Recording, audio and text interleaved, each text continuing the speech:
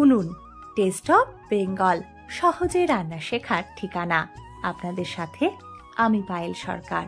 শুরু করছি আজকের রান্না।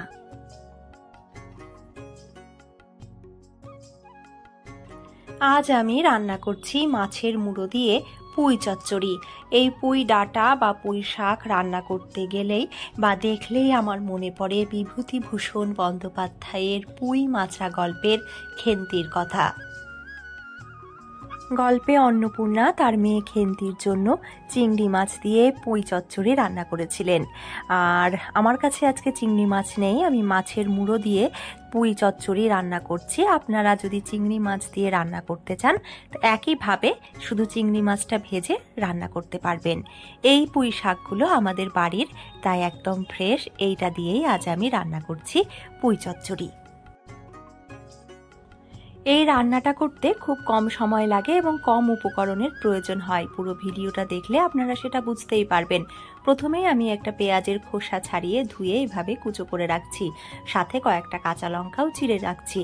আর বাটা মশলার মধ্যে নিয়েছি অল্প একটু জিরে, আদা আর শুকনো লঙ্কা বাটা। মাছের মুড়োটা ধুয়ে রেখেছি, তাতে নুন হলুদও মাখিয়ে নিচ্ছি।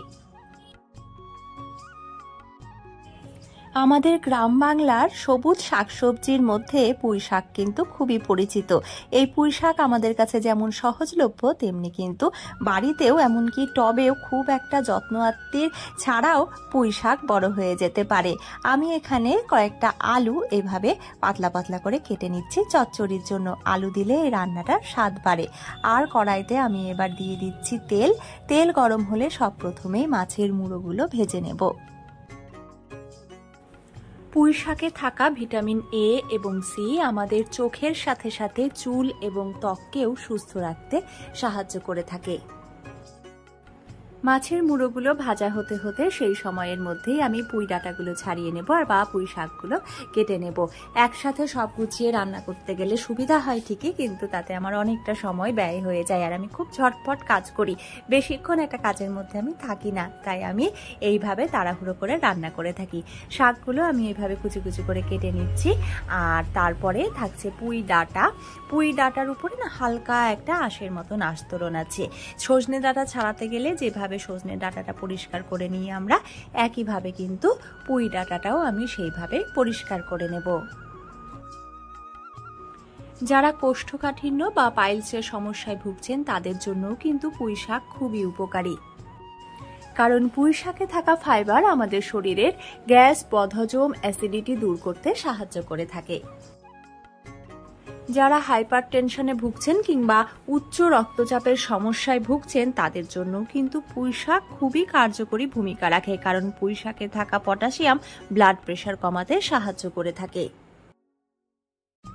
পটাশিয়ামের সাথে সাথে পুঁই শাকে কিন্তু সোডিয়ামও যথেষ্ট পরিমাণে থাকে, তাই যারা সোডিয়ামের ঘাটতির সমস্যায় ভুগছেন তারা কিন্তু পুঁই শাক অবশ্যই খাবেন। মাছের মুড়োগুলো খুব ভালো করে ভেজে নিতে হবে, যাতে কোনো রকম আষ্টে গন্ধ না থাকে, কারণ মাছের আষ্টে গন্ধ থাকলে কিন্তু সেই রান্নার স্বাদ ভালো লাগে না বা অনেকেরই খাবার পর গা গুলিয়ে থাকে।